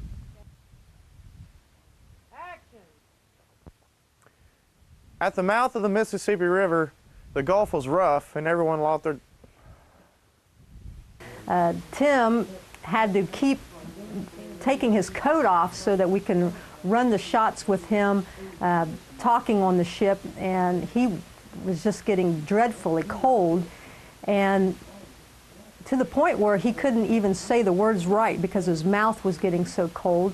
So finally I got my brother's army coat and said, Tim, here, wear this while you're shooting because we got to get you warmed up because you're just freezing to death. As they entered the area, the Jap plane peeled off to a bomb to Tupidi. Can you smile a little? Can you smile? Action! We had one last scene to shoot while we were on the LST 325, and it was below deck, and it was in an area that we could not set up the teleprompter. So Tim had to memorize his lines for this scene. You're holding it. You're showing them that that's what Marion put his stuff in. That's the tea bag he's stored. I think Marion ought to give it to him. Yeah, can't hand it to him, Molly. Here, Marion. Thanks, I got my sea bag, Timmy. Okay? Or show you. You ready? Yes, been recording. Do it again. Do it again. We're still recording. All personal gear, such as sea bags, personal effects, or any other items not needed, were sent home to your next of kin in case of your killed in the upcoming invasion. I don't think that was right. It was an upcoming operation. It wasn't sent home to next of kin. It was Be sent to your next of kin. to be sent if you were killed. Okay. Go back forward, Doug. Hey! Get over here, Doug! Doug! Don't go around the corner, Doug. Walk to the corner till you hit that wall. When you hit the wall. Oh, and then bounce off the wall and go that way? Don't go around the corner like you're going. All personal gear, such as sea bags, personal effects. Keep going straight. You can't go no more, and then turn. And then leave. That's what I did. Ready? There. Are you ready? Action. All personal gear, such as sea bags, and whatever. Go back, Dad.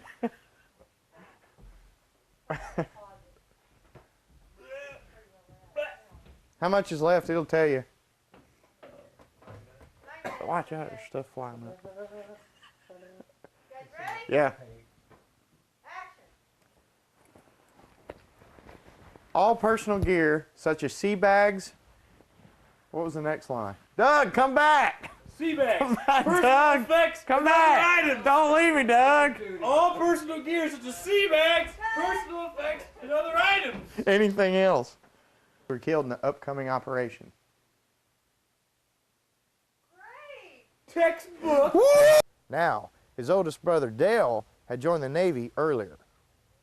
I'm really liking the way you're sounding there. Yeah, I'm not so cold. Okay, I'm ready. Am I good? Action. This night, convoys of LSTs were making their way to the rendezvous point. Oh, sorry, point spelt wrong. It says put. Go ahead, back. Don't stop it, Mom. Just keep it going. I'm ready. Go ahead, Diane. Action. This night, convoys of LSTs were making their way to the rendezvous point from Slafton Sands Beach. These LSTs came from many points of departures from harbors in South England. Once all LSTs arrived at the beaching point, the Army troops were assault the beach. Hit the N. Let's go back, do it again. Just hit N, I'll go. Try whispering. Quiet. Oh, I thought these were supposed to be loud. Try this one the other way. Okay. That's because the wind, my eyes are watering and the wind's hitting them. I'll try not to. Action. The teleprompter was going to go back the next day. We had been at the ship all yesterday and were cold and tired, but we had to get these 3 scenes done. So I came up with the great idea of, well, let's film them in a VFW because it stands for Veterans of Foreign War, and that's what this film is about. So we contacted the Pleasant Hill VFW post and asked if we could come in unexpected and film on their location. They were very accommodating. They said, sure, come on over. We set it all up. Butch Flory there helped us out and got things arranged and stuff. Tim walks in and he's looking around and he goes, oh man, the lighting here is just not so good. The fluorescent bulbs had a yellow tint of lighting. And we had left all our extra light stands at the ship. Kenny was going to bring them back the next weekend. So Tim came to this one spot. He said, this is the spot where we're going to have to film. And here it was a hallway out near the restrooms and very small area. And we had to set the camera up and kind of shoot down in order to accommodate this small area. Well, it was near this bowling pinball machine. And one of the scenes was that Tim had to walk across the hallway as he's talking, and us being amateur camera people and just had a terrible time trying to film and zoom and move all at the same time. Tim could get behind there and see, you do it just like this, and it was easy for him. But we were having a terrible time with it. We were getting all stressed out, kept filming over and over again because we just couldn't get it right. And finally, the pinball machine kind of took over, and Ann said action, and the pinball machine did its thing. She turned the camera off too soon, and we just laughed and laughed and laughed, and then filmed it the next shot. We were able to get her done. And to appreciate and honor this great nation we live in, we must pause for a moment. Action. To appreciate and honor this great nation we live in, we must pause for a moment and take a look at those who fought to preserve the freedoms we enjoy today. Of course, veterans from the Revolutionary, Civil, and World War I are no longer with us.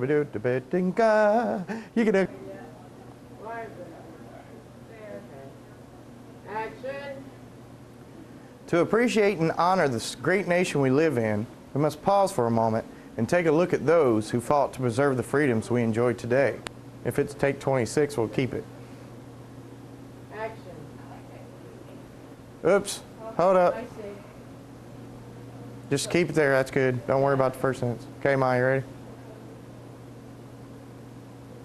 Action.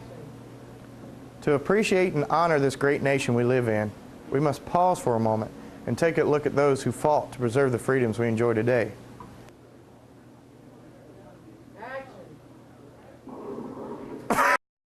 Important papers. But most important, he kept a log. In this book, Marion wrote of evenings right as they were happening. Events. Why does it look like evenings? We just had a big... That looks like events. Looks like events Oh. to me. Yeah, I can't. He's right about events. I don't know why. Action. You are about to meet Marion Adams from Covington, Ohio, who served in the U.S. Navy. Marion bought his book called Life in the Service when he joined up. This was. How'd you know I had an itch? You ready? Action. I was home and reading a newsletter from the ship. I noticed they had an article about that there was some ghost activities, how they had brought a psychic and a Ghostbusters on board to see if they can find or communicate with any of the ghosts on ship. And it talked about that the only trouble they had was the camera crew there was having trouble with their batteries going dead, and one of the Ghostbusters told them that a lot of times spirit will drain the batteries. And so I get on the phone and I call up Ann. She was the one who ran the camera most of the time while we were on ship, and I go, Ann, you know, I'm reading this that they have ghosts on the ship. I said, do you remember anything going on that, any trouble with the camera? Because you ran it. And Ann says, no. She said, remember, Diane, we ran by electric. We was always throwing cords here and dragging cords there. She says, but do you remember when we were on the Fantel, all of a sudden you couldn't hear Tim, and all the microphones are run by battery. And Tim got all upset because that battery shouldn't have run out yet. You know, it was a new battery I put in there. And he had to go clear below deck, and here we are all freezing, and come back up with the new battery, and we ended up filming the segment. Can you hear me? Yeah. Okay. Good. Action. But that was our ghost experience, so you'll have to watch in the film if there's anything unusual from some of the scenes taken from the ship. You just never know what you'll find. When they show up to Mom's house, they get there, and the living room is a makeshift recording studio. So basically what we have, I'm real big into audio, so I have a lot of audio equipment, and we had a soundboard and all the contraptions needed to make the sound work, and all strung out through the house. And the living room was just full of all this equipment, and we ran a few wires into a closet in another room so we could get it totally quiet, and that way we could discuss back and forth, you know, the production, how'd that sound, how'd this go, and you know, and then we set up a makeshift. We had sleeping bags strung up along closet doors to get the sound buffer so that we could block out all the road noise. The house is pretty close to a road. And one of my biggest helpers was Aunt Adams. She's my cousin, Marion's daughter, and she was the backbone and the glue to this project. Anytime I needed help rounding up script readers or people to go to the ship, Ann was on the phone calling people, making arrangements. She opened her house up for us to have the sound stage for the readings, and the editing computer was located in her house, and she let me in all hours of the day and night at any time to work on the video.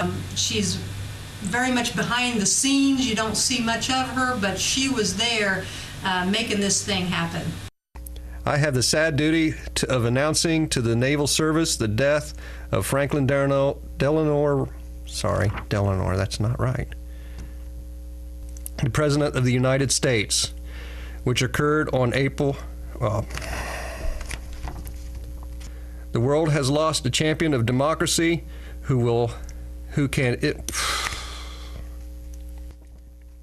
I'll start clear over from the start.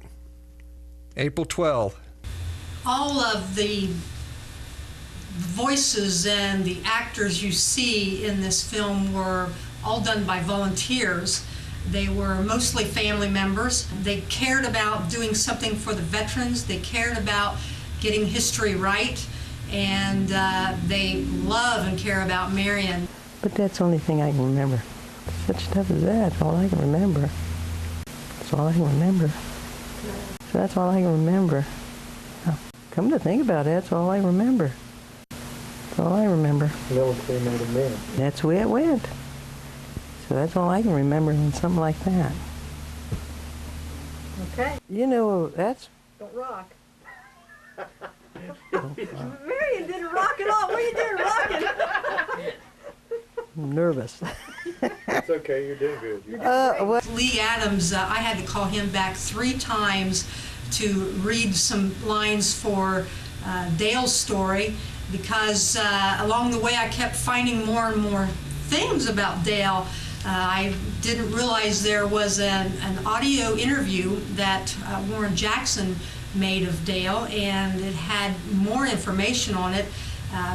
Even Dale was talking about at the time Pearl Harbor was bombed, the USS Wasp was stationed in Guantanamo Bay, and within an hour they were out at sea, had their planes deployed, searching for if there was any other invasion parties going to the Atlantic, to the East Coast. Lee, he was quite a unique individual, and when it got to be about time that we'd be beginning to him, he'd go outside for 10, 15 minutes off by himself. It was get into character and then come right in and go into the booth and read all through his lines. Only made one mistake. He would just go plow through his lines, right in character. The destroyers put 2 torpedoes into her, plus about 4 8-inch shells went into that bottom to let the air out so she'd sit. I screwed up that last sentence there. I'll just do that whole paragraph over. Now, we're all amateurs. Nobody that's created this film has ever done a film, ever. So most of the things we were doing, we learned. We know how to run a camera, but you start talking about teleprompters and what angles you should get and the lighting, and there's a lot of things to learn as you go along when you're an amateur. So we did the best we could with it. We got all the answers to everything. And some of the things we did, even with the audio, like when you hear some people talking in the background but you can't see them, believe it or not, that's family members also, that more people we brought in. To the efficient, successful operation of this ship. He has served this command with distinction during the assaults. Start that paragraph over. To the Navy and to himself. His conduct has been exemplary. My sound barrier fell over, man. What kind of sound tech do we have in this joint? We went through 6 people and it falls on It fell on me, man. It did fall. What'd you do? I didn't touch it. Ah! Where does that go? I think it's too short. Ew.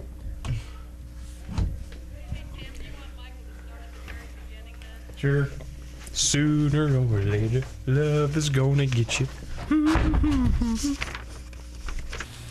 Will Adams was chosen to read the script to be Marion as the young sailor, and he had the most to read. He had all the letters, Marion's logbook. He was in that sound booth forever. He probably felt like he would never ever get out of there. But even though he had so much pressure on him, he was able to get through it. And Church services were held on the Fockerel. After church, the SIP's control, I'm going to do that again because ships is ships, not SIPs. All right, I'm going to go to page 2. Just like Andy Rooney. Page 2. Hey, Tim. My phone, I thought I had my phone off, but it rattled, so I don't know if you can hear it on there or not. How's the corn planting coming? I'm afraid I won't be there to help, even a little this year. All day. Okay. Well, at least I said coming. Woo! I didn't catch that either. This is October. Is that better? Since we were picking instead of planting? Now I'm thinking to myself, this is 12 October 44, so we're probably still picking if we're talking about corn. August 22, left Corsica.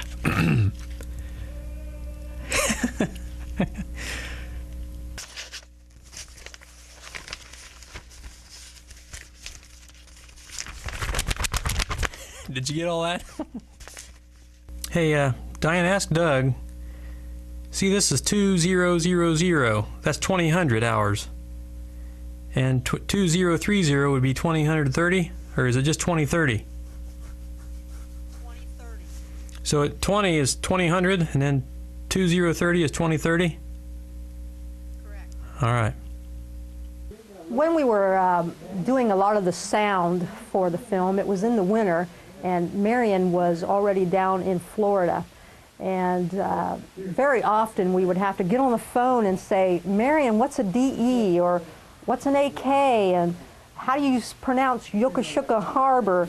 And he was always really glad to help us out and explain things to us, because we wanted everything to be exact. You know, how do you pronounce when you have 0000? Is that 000 or?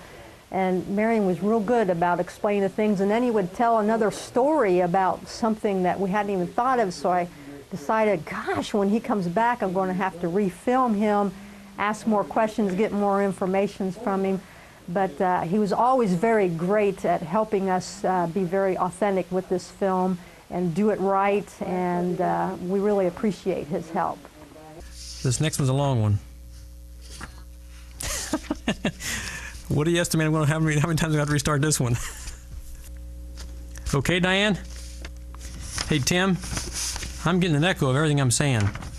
Okay. Is that going to mess this all up? Yeah. Well, I'm glad I'm starting over for somebody else's fault. Thanks, Diane. The Japs had a large naval base here, as well as a shipbuilding yard.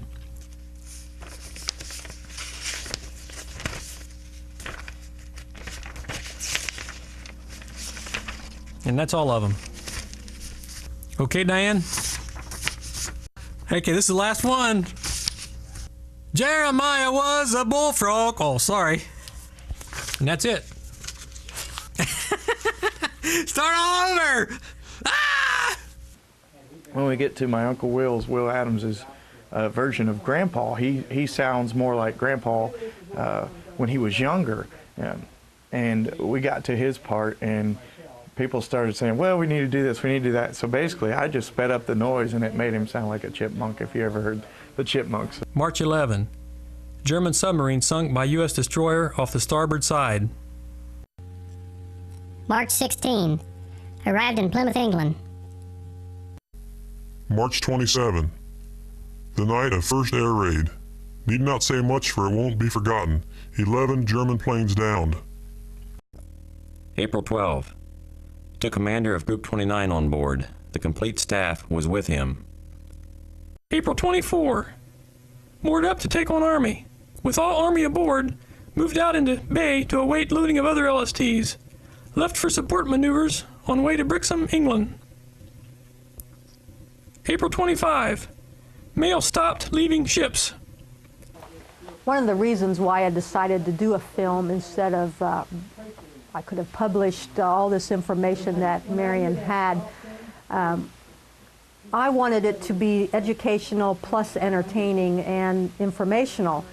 And I thought, well, if an 8th grader had to do a school project and for World War II to learn something, and he goes to the library and, you know, here's all these books, what 8th grader is going to pick up and read a book? But if he saw a video and could watch a video about World War II, that maybe more of the youth and the kids would learn this. And I'm trying to preserve history and for them, the younger generations, to learn, because I think it's very important that we remember those who went before us and preserved our freedoms, so that we can make videos or go to the library if we want to.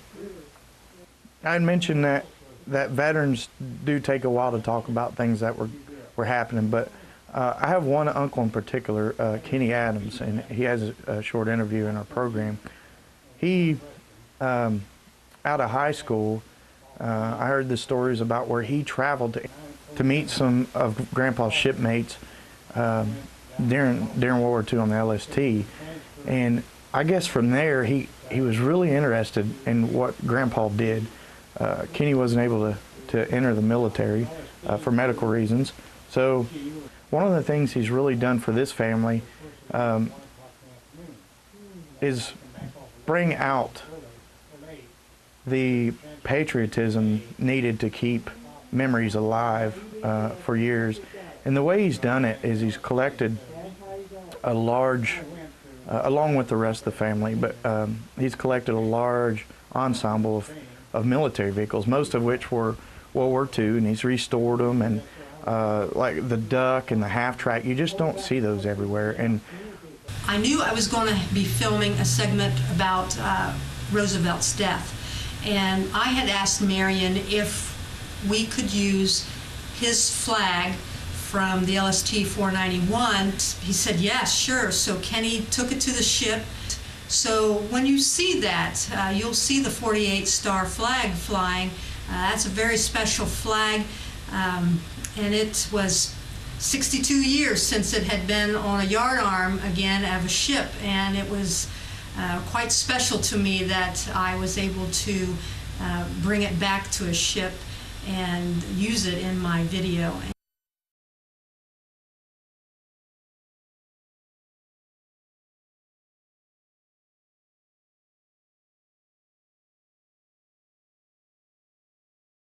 They weren't going to surrender under any conditions.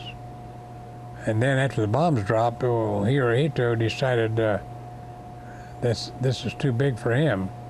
So they decided to surrender. Only this country demanded unconditional surrender with war criminals, Tojo and some of the more of them, and Hirohito was supposed to be one of them. Well, their people, or their government wouldn't stand still for that, which was Hirohito and the Navy leaders, the Army leaders. They didn't want him to be tried as a war criminal. Those messages would leave our headquarters in say the one from Japan would leave Tokyo and it'd go to Switzerland, would be decoded and put over in our codes and sent to New York, and then it'd go to Washington, and they would read it, and then they would answer it, and they'd go back to New York, and then to Switzerland, and back to Tokyo. And it was 3 of those messages traveled before the last one was accepted. And the acceptance was Hirohito wouldn't be tried as a war criminal. Now the Yanks' reasoning for that, in Washington, MacArthur could not control the people of Japan. He could control Hirohito. And so they decided to go along with that. They would take an unconditional surrender, and they wouldn't try Hirohito as a war criminal. But all MacArthur had to do was control Hirohito and tell Hirohito what he wanted done, and the people would do it, their people. And that's what that was all about. There was 3 of them. It'd take about 6 hours to send a message from Tokyo until it got to Washington, recoded, and back, which was pretty quick back then.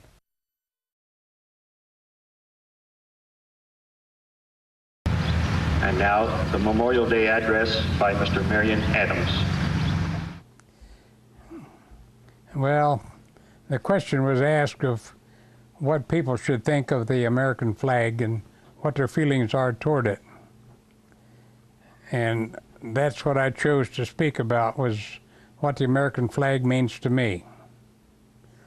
The purpose of this day,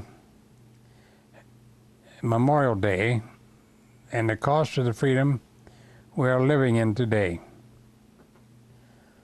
Once a person has wore an American military uniform and spent time in a war zone, as I have, the American flag takes on a whole new appearance. It is believed that all military personnel were fighting a war for the United States government. Anyway, this might have been true. What did we have as an insignia which was in common with every branch of service? Yes, it was the American flag. Once you were overseas, the importance of this flag became a total inspiration of every serviceman. You were proud to be representing it. This American flag, displaying its stars and stripes, was a display of what everything American stood for. When gains were made on the battlefields, the American flag was present to indicate the Americans were there. One instance of this was the flag raising of Mount Surabaki on Iwo Jima. The group of servicemen who raised the flag on Mount Surabaki did not have a copy of the United States Constitution to raise instead of the American flag. Once the American flag was raised to wave in the wind, it was understood that what it signified. It alone gave total encouragement to the American men. Due to the publication given to the raising of the American flag on Mount Suribachi, it would seem that the flag raising on Iwo Jima was the only time an American flag was raised over our battlefield. Let it be clear that the American flag was raised on Guam. It was raised on Saipan. It was raised on Tinian. It was raised on Okinawa, only to name a few battlefields on which it was raised. It was raised on the Normandy beaches on 6 June 1944. Every ship of the United States Navy flew the American flag. My ship flew an American flag. My feeling toward the American flag was so strong that I asked the captain of my ship, the USS LST 491, if I could have the flag that flew from the yardarm of my ship during the Normandy landings on 6 June 1944. My request was honored. The flag that you see standing in front of me on the pole, on the float in today's parade of the reenactment of the raising of the flag on Mount Surabaki is the flag my ship flew during the invasion of Normandy. It is my treasure and has been for more than 50 years. It is only brought out on special occasions. Some soldiers carried Bibles and were of various religions. Each soldier had his choice of religion. They knew as the war continued, when the war was won, they would be free to worship as they pleased. Once these servicemen were back home, most never again took the American flag for granted. The flag should be shown respect.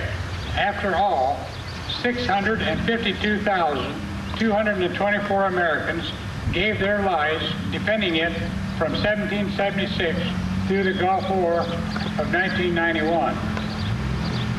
And this is what the Memorial Day is all about. We are not here for the purpose of honoring those who serve, but in remembrance of those who gave their lives and lost the opportunity to enjoy the joys of life as we, the returned veterans, have enjoyed. We as veterans offered ourselves and were at the disposition of whatever was asked of us. We were spared and returned to our homes. We gave only a short part of our lifetime to help preserve the lifestyle our flag represents. Therefore, we returning veterans have lived and enjoyed the freedom won by those who gave their lives. Yes, I was present at the Normandy beaches on 6 June 1944. I did see the devastation of the battles at the water's edges. I felt the tremendous fears that any soldier felt. We never asked ourselves what we were doing there. We knew we were there to protect our flag that represented the land of the free, America. What we, the living, are burdened with is to make sure it wasn't all in vain. We are the only ones that can do that, the living. In closing, I would like to remind you younger Americans that living veterans who were members of the armed forces during World War II are rapidly diminishing. If you have a desire to get first-hand information about that war and why it was necessary, just ask the veteran. One worry the veteran has is, will the truth of World War II be learned by all young Americans?